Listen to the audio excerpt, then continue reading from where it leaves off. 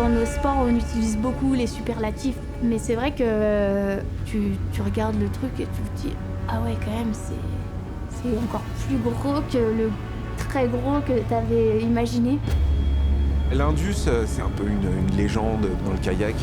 C'est un peu notre 8000 à nous et notre rivière ultime pour les kayakistes.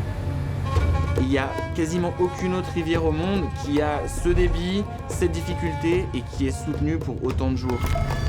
Il y a tellement de rapides qu'on a finalement très peu d'informations et chaque année en fait c'est un peu une nouvelle rivière.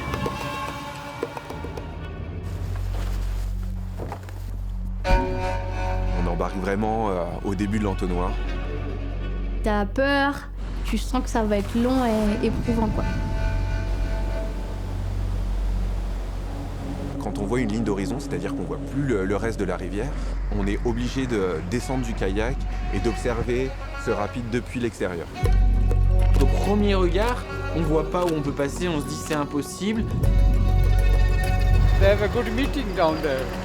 They are searching the way, how can they do, but Si tu te rates, si t'es pas dans la bonne fenêtre, dans la bonne ligne, tu passes assez radicalement de « je me suis tapé le coude sur un caillou, j'ai un bleu » à « je suis resté coincé et t'es noyé » quoi.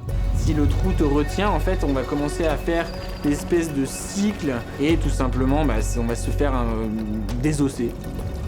Il y a cette dimension d'engagement total.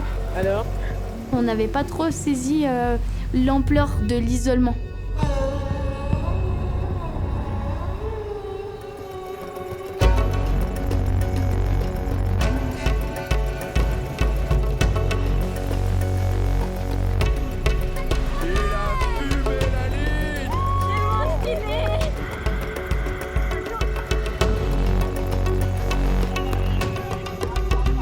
Allez nounou, première femme dans l'histoire.